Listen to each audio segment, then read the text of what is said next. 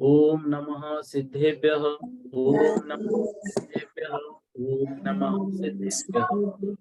मोक्षमार्गस्य नेतारं भेत्तारं कर्मभूभृतां ज्ञातारं विश्वतत्त्वानां वंदे तद्गुणलब्धे वंदे तद्गुणलब्धे। बोलो देवादिदेव 1008 श्री हंसनाथ भगवान की जय।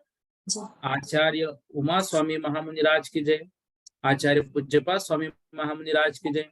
संत शिरोमणि आचार्य गुरुवर विद्यासागर जी महामुनिराज की जय। निर्यापक श्रमण मुनि पुंगव श्री सुधा सागर जी महामुनिराज की जय। समस्त मुनि संघ की जय। तत्वार सूत्र के 5वें अध्याय का वर्णन हम पढ़ रहे हैं और उसमें कल की कक्षा में जो पुद्गल हैं वह पुद्गल किस प्रकार से जीव पर उपकार करता है इस विषय में चर्चा की थी। तो वह पुद्गल शरीर, वांग, मन, प्राणापान मतलब श्वासोश्वास, ये सब पुद्गलों का उपकार है। यह किस तरह से होता है इस बात को भी डिटेल हमने कल समझा था सर्वार सिद्धि के माध्यम से। आइए अगला सूत्र 20वां पढ़ते हैं। सुख दुख जीवित मरणोपग्रहाश्च। सुख दुख जीवित मरणोपग्रहाश्च। सुख दुख जीवित मरणोपग्रहाश्च। सुख दुख जीवित मरण उपग्रहाश्च, ये उपकार है किसके? पुद्गल के। सुख दुख जीवित मरण उपग्रहाश्च, ये उपकार है किसके? पुद्गलों के। किस पर? जीव पर। यहाँ पर जो उपग्रह शब्द दिया है, यह उपग्रह शब्द क्यों दिया है इस विषय में आदरणीय महेश भैया जी ने बताया था कि उपग्रह शब्द यहाँ पर इसलिए दिया है क्योंकि पुद्गल पर भी यह उपकार रहता है। सुख दुख जीवित मरण, ये तो पुद्गलों का उपकार है जीव पर, और पुद्गल का पुद्गल पर भी उपकार होता है। जैसे साबन से कपड़े साफ हो गए, साबन से कपड़े और सॉरी बर्तन भी साफ हो गए, ये क्या हो गया? ये पुद्गल का पुद्गल पर उपकार है। पेट्रोल से गाड़ी चलती है, ये क्या है? पुद्गल का पुद्गल पर उपकार है। इस कारण से इसमें उपग्रह शब्द आया है।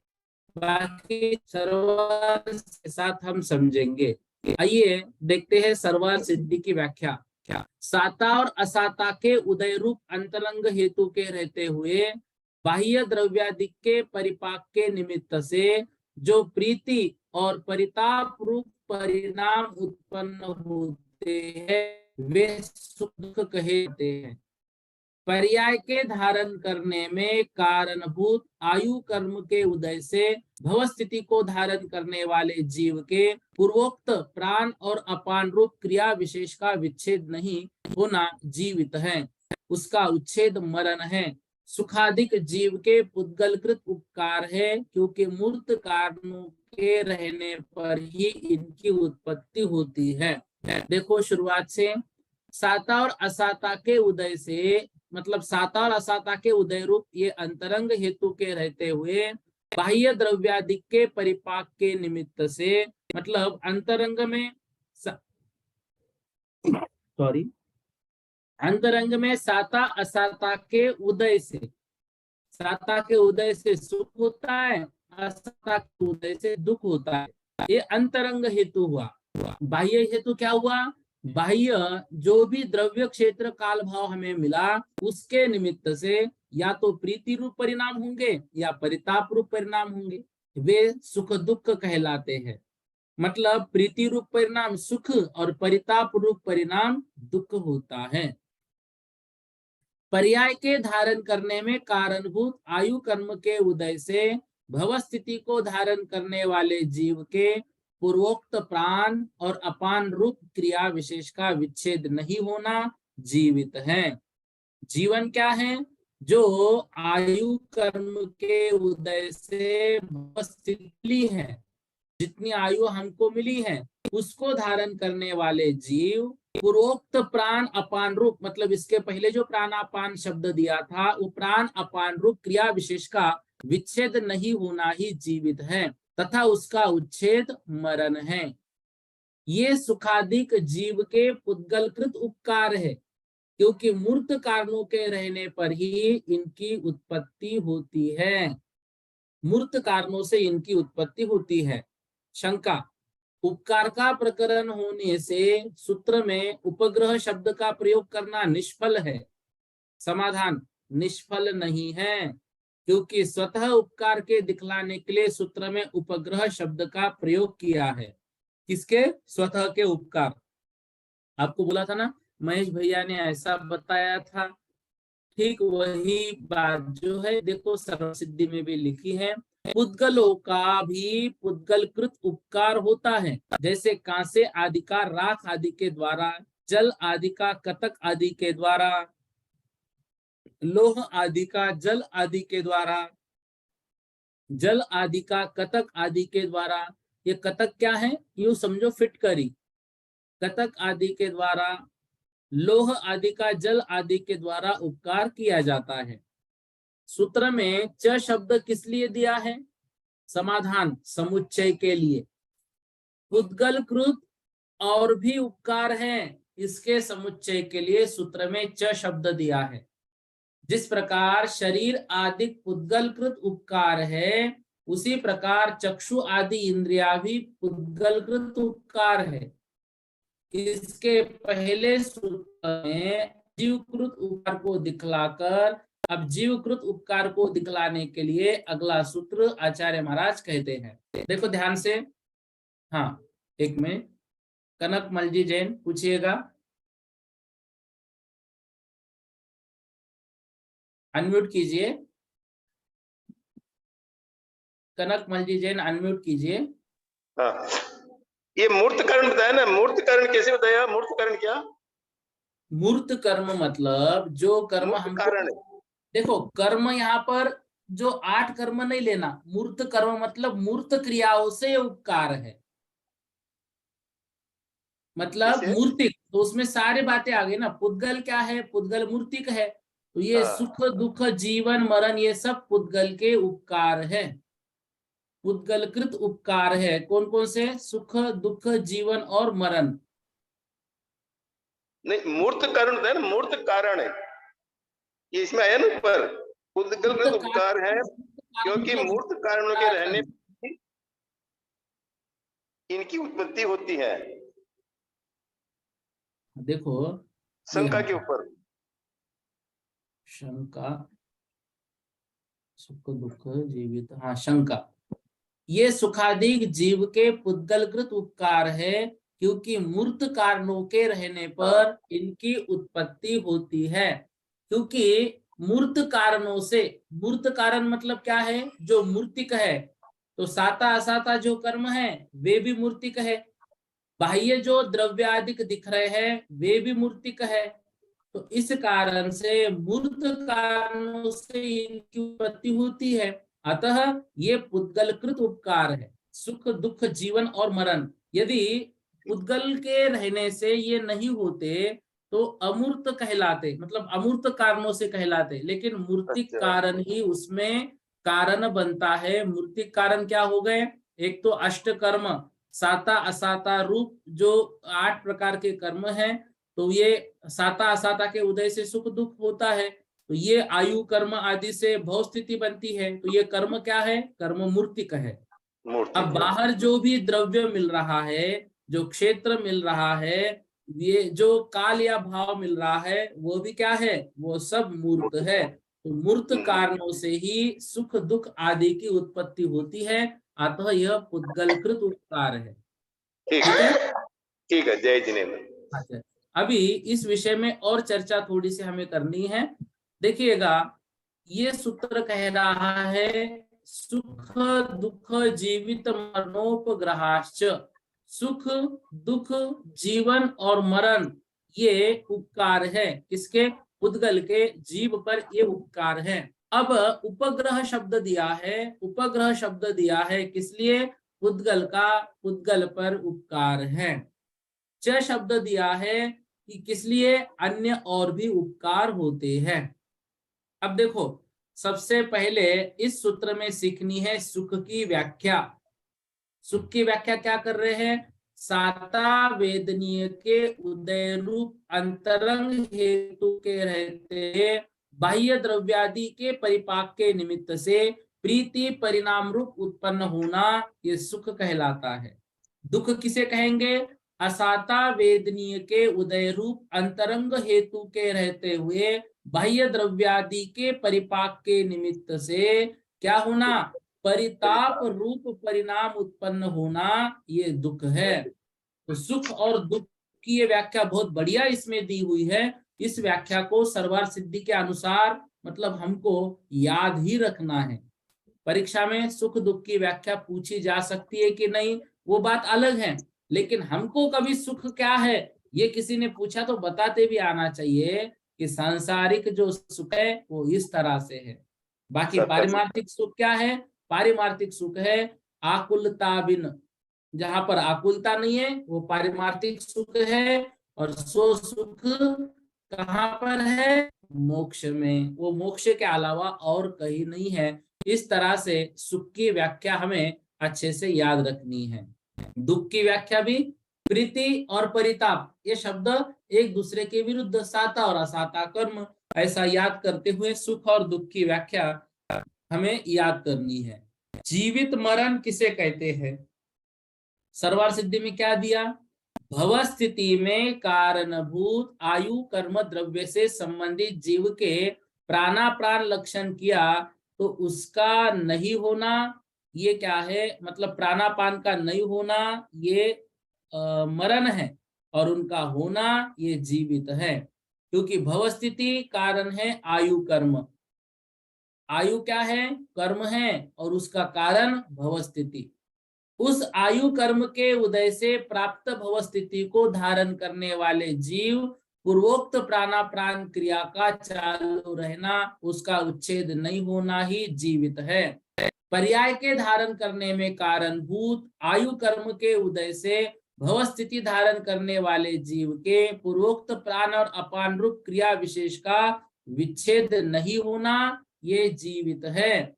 और यहाँ पर हम यदि ऐसा कहेंगे कि प्राणा प्राण का विच्छेद हो जाना, तो वह मरण कहलाता है। इस तरह से सुख दुख जीव और मरण यह हमें याद रखना है। इसका क्रम ऐसा ही क्यों रखा, देखो सर्व प्राणियों के सर्व प्रयत्न सुख के लिए होते हैं, अतः सुख का ग्रहण सर्वप्रथम किया है। हम संसार में हैं, माना कि मोक्ष सुख की इच्छा करते हैं, लेकिन मोक्ष सुख जब तक नहीं मिलता है तब तक सांसारिक सुख में रहना चाहते क्या नहीं। सांसारिक सुख का इन द सेंस सिर्फ ये नहीं है कि हम गुलाब चाहते हैं, हम बहुत ही ज्यादा सुगंधित अत्तर आदि का सुगंध चाहते हैं, हम बहुत स्वादिष्ट जो जिह्वा को लगती है वैसी चीजें चाहते, सिर्फ यही नहीं, लेकिन यह तो सुख चाहते हैं कि हमारा जो द्रव्य क्षेत्र काल भाव है वो इतना निश्चिंत रहे कि हम धर्म मार्ग में आरूढ़ होते रहे, इतना सुख तो सभी चाहते हैं। तो सर्व प्राणियों के सर्व प्रयत्न सुख के लिए होते हैं, अतः सर्वप्रथम सुख का ग्रहण किया है। अप्रीति का कारण होने से सुख का प्रतिपक्षी भूत दुख है, अतः सुख के बाद दुख का कथन किया। जीवन में सुख दुख दोनों होते हैं, अतः जीवित प्राणी के ही सुख और दुख होते हैं, तो सुख और दुख के आधारभूत जीवित को ग्रहण किया। और आयु क्षय के निमित्त से होने वाला मरण प्राणियों के द्वारा अंत में प्राप्त होता है, अतः उसको अंत में ग्रहण किया है। सुख आदि पुद्गलकृत उपकार कैसे है? तो ये सुख आदि पुद्गलकृत उपकार है क्योंकि मूर्त कारणों के रहने पर इनकी उत्पत्ति होती है। ठीक है ना? ये जो अभी भैया ने प्रश्न पूछा, मूर्त कारण क्या है? मूर्त कारण मतलब मूर्तिक से।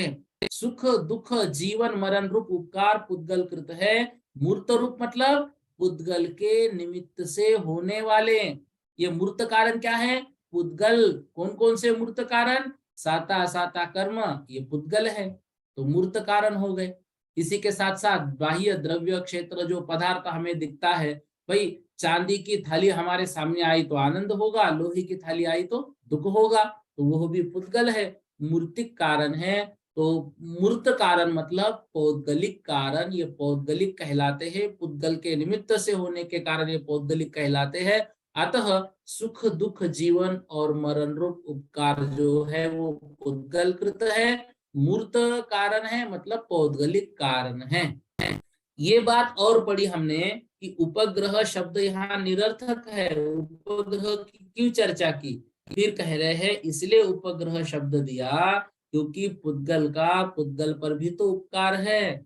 उदाहरण दिया, जैसे राख से बर्तन साफ होते हैं, जैसे कटकादि से जल साफ होता है, जैसे जल से लोहा साफ होता है, जैसे कांसे से स्वच्छ जाता है, जैसे पानी में कतक फल डालने से पानी स्वच्छ हो जाता है, जैसे तलवार की धार के लिए या वस्त्र को जमीन को स्वच्छ करने के लिए जल का प्रयोग किया जाता है।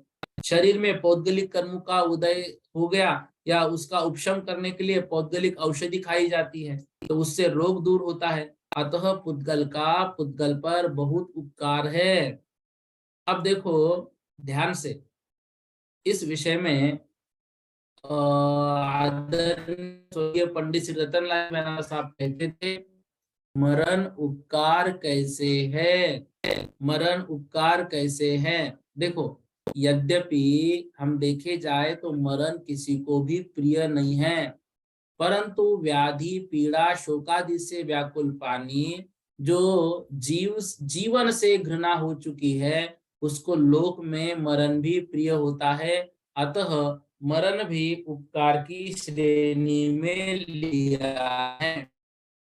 यह शब्द इष्ट पदार्थ नहीं लिया, किंतु पुद्गलों के द्वारा होने वाले समस्त कार्य लिए गए हैं। तो पुद्गल के संयोग से आत्मा में जो जो विकृति होती है उसके लिए उपकार शब्द का प्रयोग है, इष्ट पदार्थ के लिए नहीं।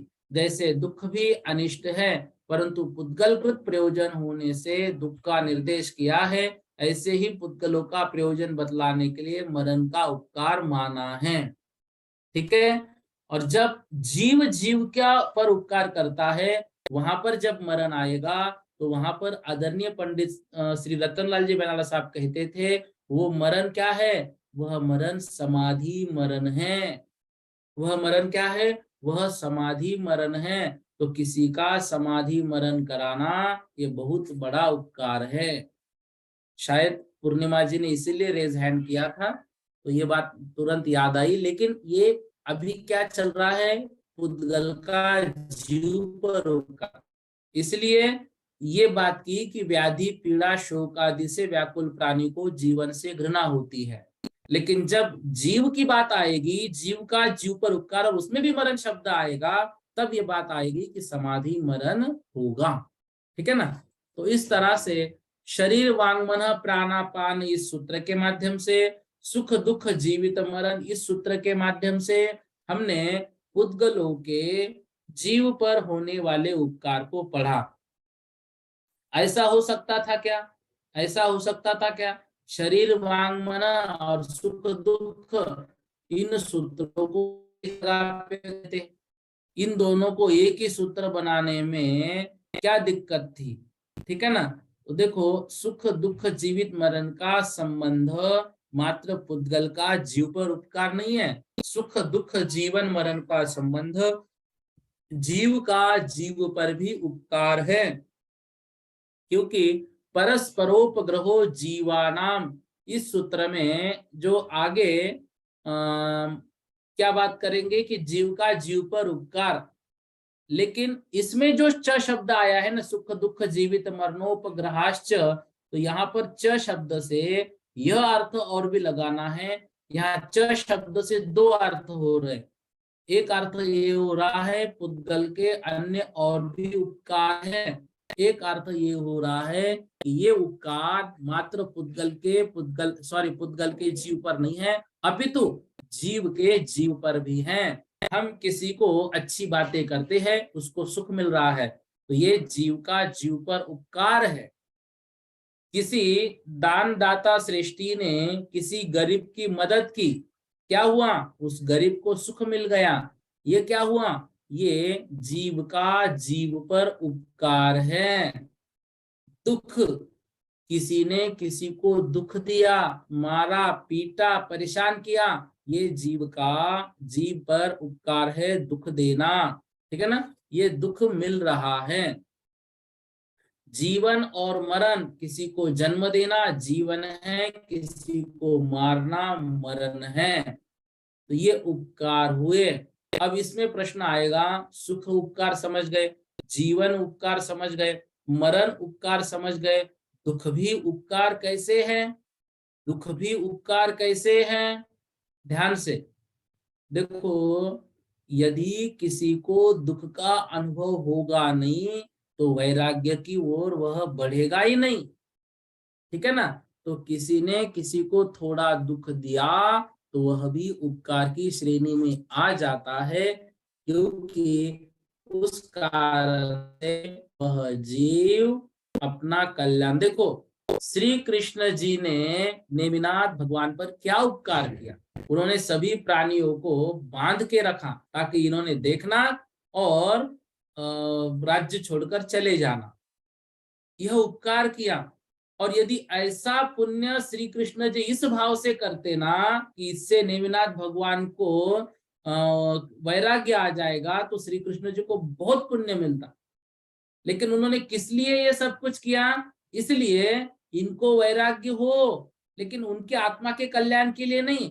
इनको वैराग्य हो, ये घर छोड़कर चले जाए और फिर राज्य मुझे मिलेगा, क्योंकि उनके उंगलियों की ताकत श्री कृष्ण जी ने देख ली थी। भाई नेमिनाथ जी में बहुत ताकत है, ये यदि रहेंगे तो इनके रहते मैं कभी राजा नहीं बन पाऊंगा।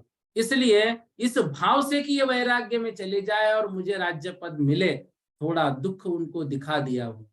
ठीक है ना, अगर उसके पीछे के भाव अच्छे होते तो उपकार की श्रेणी में आता हो। ठीक है, लेकिन वहां से नेमिनाथ भगवान का कल्याण तो हो गया। इस तरह से सुख दुख जीवित और मरण, ये चारों पुद्गल के जीव पर उपकार है, जीव के जीव पर उपकार है। तो पुद्गलकृत और भी उपकार है, इसके लिए सूत्र में च शब्द दिया है। तो शरीर आदि पुद्गलकृत उपकार है, उसी प्रकार चक्षु इंद्रिय आदि भी पुद्गलकृत उपकार ही है। तो जो सुख दुख आदि चार फल है, वो सुख दुख जीवित मरण का संबंध अगले सूत्र के साथ भी है। वह अगला सूत्र कौन सा? मतलब जीव के उपकारों से है। इस बात को बतलाने के लिए अगला सूत्र कहते हैं, देखिए आपके स्क्रीन पर, परस्परोपग्रहो जीवाणाम, परस्परोपग्रहो जीवानाम, परस्पर उपग्रह जीवानाम। परस्पर मतलब आपस में, उपग्रहो उपकार करना, जीवानाम यह जीव का जीव पर उपकार है। क्या है? परस्पर उपग्रह, आपस में एक दूसरे के निमित्त होना, ये जीव का जीव पर उपकार है। देखो कितने अच्छे उपकार बताए हैं, आपस में एक दूसरे के काम आना। लेकिन आजकल हो क्या रहा है, सब एक दूसरे की टांग खींचने में पड़े हुए हैं, सब एक दूसरे की डाल को काटना चाह रहे हैं। आगम क्या कह रहा है? आपस में एक दूसरे की मदद करना। स्वर्गीय पंडित श्री रतनलाल जी बनारस साहब जब इस सूत्र को पढ़ाते थे तो कहते थे आपस में एक दूसरे पर उपकार मात्र परीक्षा के समय मत करना, बाकी हर समय आपस में एक दूसरे पर उपकार करते रहना, यही हमारा कर्तव्य है। परीक्षा के समय क्यों नहीं, वहां पर तो ज्ञानावधनीय कर्म बंद होगा। यदि हम किसी को उत्तर बताएंगे तो उत्तर बताने से तो उसका भला हो रहा है, हम भला नहीं कर रहे हैं, उसको पढ़ाई के प्रति और भी अरुचि बना रहे हैं। क्यों, उसको पता चल जाएगा कि भाई मुझे परीक्षा में कोई बताता है, तो वो पढ़ाई करेगा ही नहीं, हमेशा दूसरों के अधीन रहेगा। इस कारण से गुरुजी कहते थे, परीक्षा को छोड़कर आपस में हर समय एक दूसरे पर उपकार करना हमारा कर्तव्य है। तो ये आपस में एक दूसरे पर हमें उपकार करते रहना ही चाहिए, हमेशा एक दूसरे का नुकसान करने के भाव हमारे होने नहीं चाहिए। जैसे बने तैसे, जैसे हम सेवा दे उस तरह की सेवा, जैसा हम कार्य कर सकते हैं दूसरे के भलाई के लिए वैसा कार्य हम करें। सोचो, आचार्य उमा स्वामी महाराज, आचार्य पूज्यपाद स्वामी महाराज, जिनको इतना ज्ञान था, और कल्याण किसका करना है, अपनी आत्मा का कल्याण करना है, दूसरे के कल्याण के तो क्या करना है भाई, सब अपने अपनी बात देखते। अगर वे अपनी अपनी बात देखते तो इतना आगम क्या वो लिख कर रखते। ये आगम किसके लिए लिखा है, आने वाले शिष्यों के लिए, आगे आने वाली पीढ़ी के लिए। कितना बड़ा उपकार उन्होंने किया है, ठीक है ना। तो परस्पर यह शब्द, सर्वार्थ सिद्धि की व्याख्या देखो, इस विषय में थोड़ी चर्चा और करेंगे सर्वार्थ सिद्धि की व्याख्या के बाद। सर्वार्थ सिद्धि में कह रहे हैं, परस्पर यह शब्द कर्म व्यतिहार अर्थ में रहता है, और कर्म व्यतिहार का अर्थ है क्रिया व्यतिहार। परस्पर उपग्रह अर्थात परस्परोपग्रह, यह जीवों का उपकार है, आपस में एक दूसरे पर उपकार। वह क्या है, समाधान, स्वामी और सेवक तथा आचार्य और शिष्य इत्यादि रूप वर्तन का करना परस्परोपग्रह है। स्वामी तो धन आदि देकर सेवक का उपकार करता है, और सेवक हित का कथन करके तथा अहित का निषेध करके स्वामी का उपकार करता है। आचार्य दोनों लोक में सुखदायी उपदेश द्वारा तथा उस उपदेश के अनुसार क्रिया में लगाकर शिष्यों का उपकार करता है, और शिष्य भी आचार्य का उपकार करते हैं। क्या उपकार करते हैं, शिष्य भी आचार्य का उपकार करते हैं। आचार्य ने कही हुई बात को स्वीकार के,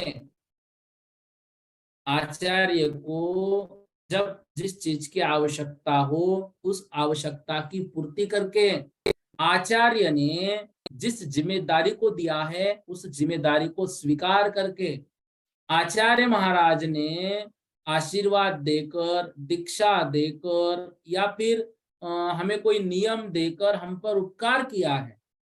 हमारा कर्तव्य क्या है, हम उस नियम का पालन अच्छे से करेंगे। ये हमारा आचार्य के प्रति उपकार है, ये शिष्य का आचार्य के प्रति उपकार है।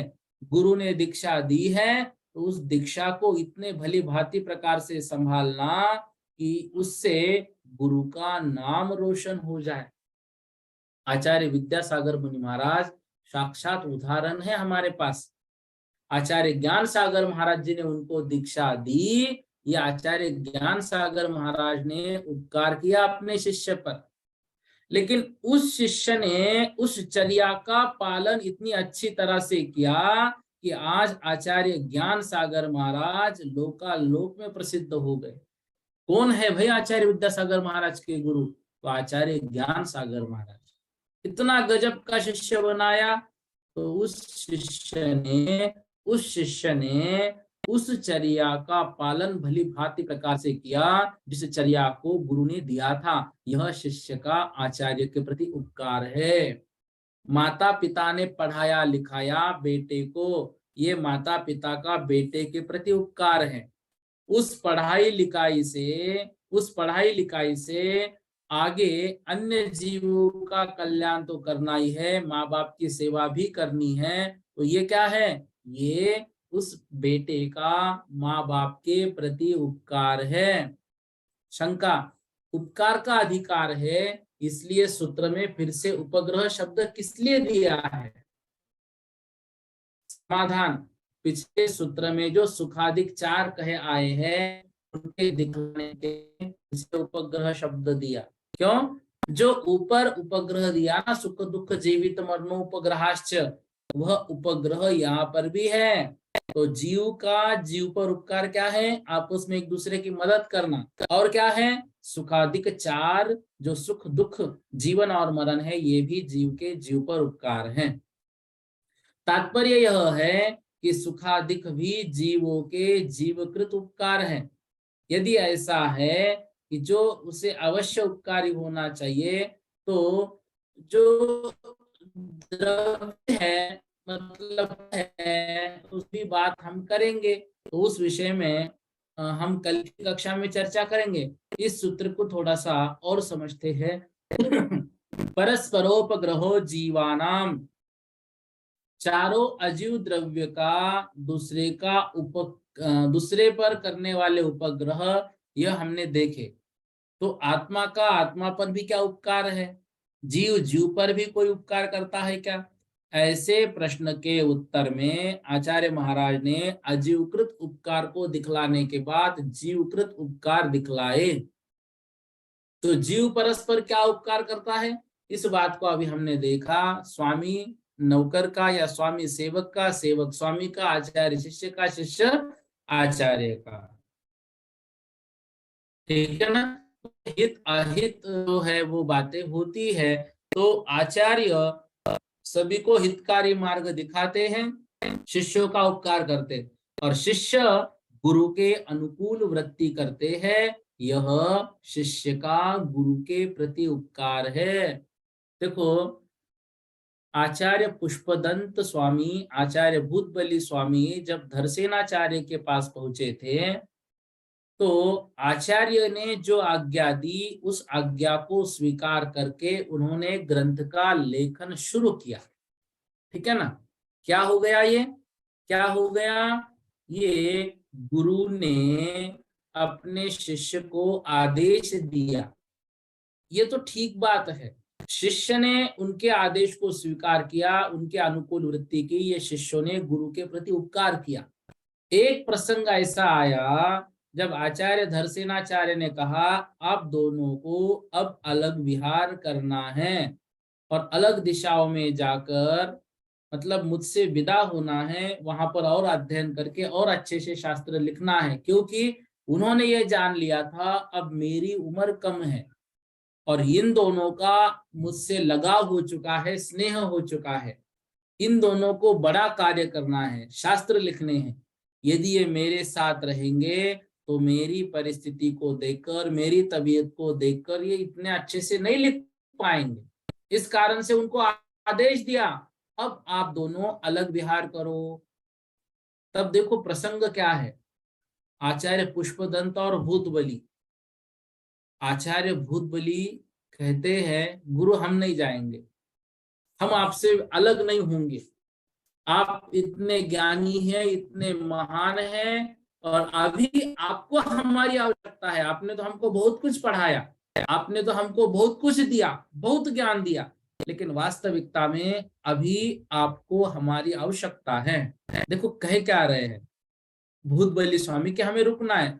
पुष्पदंत आचार्य भी समझ गए कि ये बात बिल्कुल सही कह रहे हैं, लेकिन कहीं ना कहीं गुरु के मन की बात पुष्पदंत आचार्य ने भी समझ ली और कहा, उठो। आचार्य भूतबली स्वामी को कह रहे हो, उठो यहाँ से। ये क्या कम बात है कि गुरु ने हमको आज्ञा दी है, उस आज्ञा को स्वीकार करना हमारा बहुत बड़ा कर्तव्य है।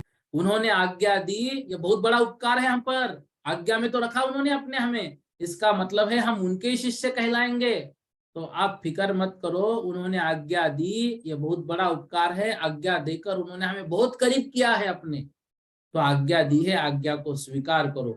मतलब शिष्य गुरु के अनुकूल वृत्ति करके अपने गुरु पर उपकार करते हैं। ठीक है?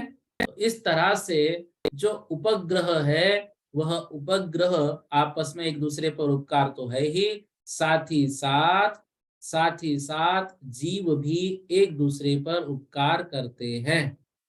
ठीक है ना। तो सुख दुख जीवन और मरण यह भी जीव का जीव पर उपकार है। जीव अपने लिए सुख उत्पन्न करता हुआ कदाचित दूसरे एक जीव को या दो जीव को भी बहुत से जीवों को सुखी करता है। कोई जीव अपने को दुखी करता हुआ एक जीव को, दो जीवों को या बहुत से जीवों को दुखी करता है, अथवा कभी एक दो या बहुत जीवों को तथा अपने आप के लिए सुख या दुख करता हुआ एक व बहुत सारे जीवों को सुख और दुख दोनों उत्पन्न करता है। इस प्रकार अन्य समझना चाहिए। मतलब जीव अपने ऊपर भी सुख देखकर उपकार कर रहा है, तो ये भी सुख जीव का जीव पर उपकार ही है। दूसरे पर कर रहा है तो भी उपकार है, दुख भी उपकार है। देखो, बहुत बार किसी इष्ट का वियोग हो जाने पर कोई व्यक्ति रोते नहीं है, एकदम शांत बैठ जाते हैं। शांत बैठ गए, लोग कहते हैं इनको रुलाओ, इनको रोने दो, ये जब रोंगे तभी इनका मन शांत होगा। तो उनको दुख दिया जाता है, बार बार बताया जाता है, देखो देखो उनका वियोग हुआ, उनका वियोग हुआ, उनको दुख दुख रहे हो। दुख इस तरह से उपकार बनता है, क्योंकि दुख होगा, दुख उनके मन से थोड़ा सा हल्का हो जाएगा, यह बहुत जरूरी है। तो दुख भी उपकार है। तो सुख दुख, तो ये कोई नियम नहीं है कि सुखी सुखी एवं दुखी दुखी ही करे। कोई सुखी रहता हुआ भी दूसरों को दुखी कर सकता है, कोई दुखी रहता हुआ भी दूसरों को सुखी कर सकता है। इस तरह से बहुत सारी बातें होती है। यह जो संसार है, इस संसार में समस्त जीव आपस में एक दूसरे पर उपकार करते हैं। सारे देखो, कुम्हार घड़ा बना रहा है, ये कुम्हार अन्य जीवों पर उपकार करा रहा है घड़ा बनाकर। जो दर्जी है कपड़े सिल रहा है, वो अन्य जीवों पर उपकार कर रहा है। सभी लोग अपना अपना कार्य कर रहे हैं, वे सब आपस में एक दूसरे पर उपकार कर रहे हैं।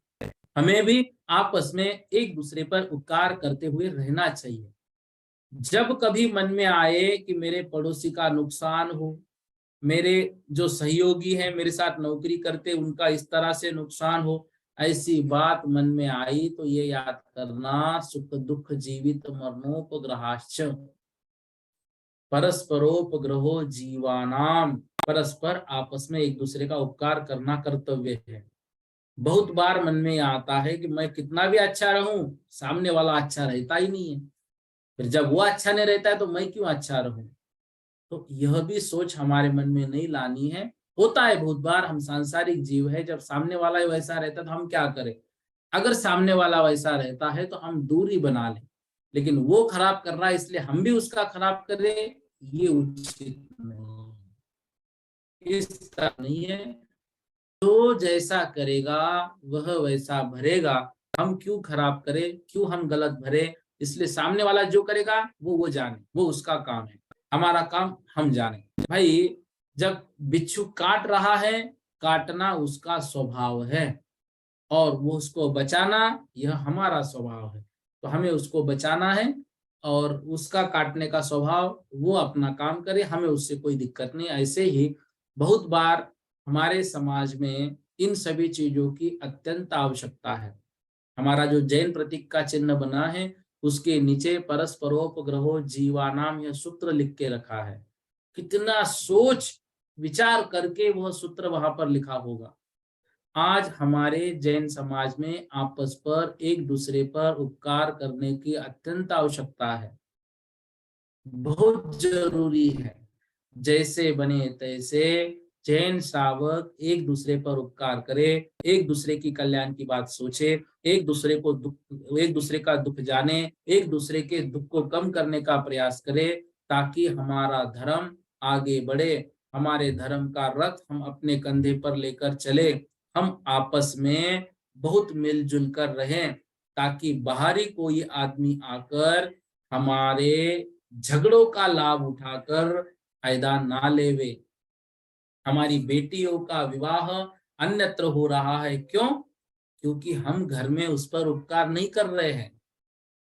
हम सोचते हैं कि हम उससे बहुत प्यार जो चीज मांग वो चीज हम उसको दे देते, बिल्कुल सही है। मात्र वस्तु दिलाने से सुख नहीं होता है, उसको ये एहसास भी होना चाहिए कि भाई ये भी हमारे हैं। इस तरह से उनके प्रति स्नेह भी रखना चाहिए। बहुत बार हम दोष दे देते हैं लड़कियों को, बहुत बार हम दोष देते हैं उनके पढ़ाई को, लेकिन मात्र उनका दोष नहीं है। कभी कभी हमारा अपने काम के प्रति इतना महत्वाकांक्षी या उसको अति महत्वाकांक्षी हो जाना कि फिर उनको लगता है कि हमारा कोई नहीं है। उस समय बाहरी कोई व्यक्ति, भले ही वो गरीब हो, भले ही वो कोई हो, यदि उनको थोड़ी भी सहानुभूति दिखाता है तो उनका मन ये हो जाता है कि देखो ये मुझे सहानुभूति मेरा कितना है। तो इस बात को भी थोड़ा सा हमें सोचना है, अत्यंत आवश्यक है। समाज बड़ी गंभीर परिस्थितियों से गुजर रहा है, समाज में बड़ी गंभीर परेशानियां हैं। एक दूसरे की परेशानियों को समझिएगा, एक दूसरे के परेशानियों को दूर करने का प्रयास कीजिएगा, तो सबका अच्छा होगा। बहुत बार ऐसा होता है कि हमारे पास बहुत कुछ होता है लेकिन हम दे नहीं पाते हैं, तो हमें वो देने का प्रयास करना चाहिए। देखो, कक्षा का अंतिम दौर है, थोड़ा सा एक छोटा सा उदाहरण याद आया। एक बस में एक महिला प्रवास करती थी, और क्या करती थी वो सामने बैठ जाती थी, जल्दी आकर बेचारी बैठ जाती थी। तो दूसरा कोई खड़ा दिखा कि खुद उठती थी, उसको उसको बिठाती थी, फिर पीछे की सीट पे जगह मिले बैठ गई। फिर दूसरा कोई खड़ा दिखा, वो उसको बिठा देती थी, फिर खड़ी हो गई, थोड़ी जगह मिल गई, थोड़ी उस जगह पे बैठ गई। नहीं कोई आया खड़ा है, बाबूजी आप बैठो मैं खड़ी रहती हूँ। ऐसा रोज होता था।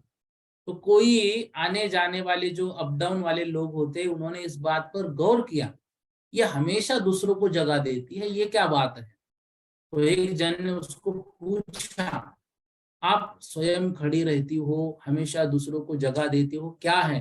कितना सुंदर उत्तर उन्होंने दिया, इसके अलावा मैं क्या दे सकती हूँ, मेरी परिस्थिति ही इतनी है, मैं किसी का और कुछ उपकार नहीं कर सकती, लेकिन दूसरे को बैठ बिठा तो सकती हूँ, इसके अलावा और मैं क्या दे सकती हूँ, बहुत बड़ा उपकार मैं करती हूँ। ये हमारे सहयोगी है श्री राजेंद्र जी काला, उन्होंने एक बार ये उदाहरण मुझे बताया था, बड़ा अच्छा उदाहरण ये लगा। और परस्परोपग्रहो जीवानाम, यहाँ पर ये बहुत सटीक उदाहरण है। तो जो हमारे पास है वह देकर, उसके माध्यम से सहयोग कर कर हमें एक दूसरे का उपकार करते रहना चाहिए। कोई भी हमारा भाई कभी किसी बात के कारण कि वो चीज नहीं है इस कारण से दुखी है, ऐसा नहीं होना चाहिए। आदरणीय पंडित साहब कहते थे, हमारे किसी बात के कारण यदि किसी को सुख मिल रहा है अच्छी बात है, लेकिन हमारे किसी बात के हमारे पास होने के बाद हम सामने वाले को नहीं दे रहे हैं, इस कारण से यदि उसको दुख हो रहा है तो वो गलत है। तो जो हमारे पास है वो देने का प्रयास हमको करना चाहिए, और इस माध्यम से हमें सभी जीवों का कल्याण करते हुए आगे बढ़ना चाहिए। यही परस्परोपग्रहो जीवानाम सूत्र सिखलाता है। इस सूत्र को बहुत अच्छे से याद रखना है। भले ही हम पूर्ण तत्वार सूत्र याद नहीं रखे, लेकिन तत्वार सूत्र का यह सूत्र हमें रोज याद रखना है। सुबह मंदिर में दर्शन होने के बाद परस्परोपग्रहो जीवानाम, रात में सोने से पहले परस्परोपग्रहो जीवानाम, इस सूत्र को याद करना है। इसलिए याद करना है, हम सामने वाले का उपकार करें कि नहीं करें मालूम नहीं, लेकिन हमारे कारण किसी का उपकार ना हो, हम किसी के निंदा में ना डूबे, हम किसी का नुकसान करने में ना डूबे। जब कभी डूबने का मन होगा तो यह सूत्र याद आते ही हम अपने आप को सावधान कर लेंगे। यूं समझेंगे ये अलार्म है, ये अलार्म बजे के हमको बताएगा परस्परोपग्रहो जीवानाम, आपस में एक दूसरे का उपकार करना जीव का कर्तव्य है। तो हम ये क्या कर रहे हैं, हम क्यों नुकसान कर रहे हैं। अब देखो, हम जिसका नुकसान करना जा रहे हैं उसका नुकसान होगा कि नहीं होगा वो उसको मालूम।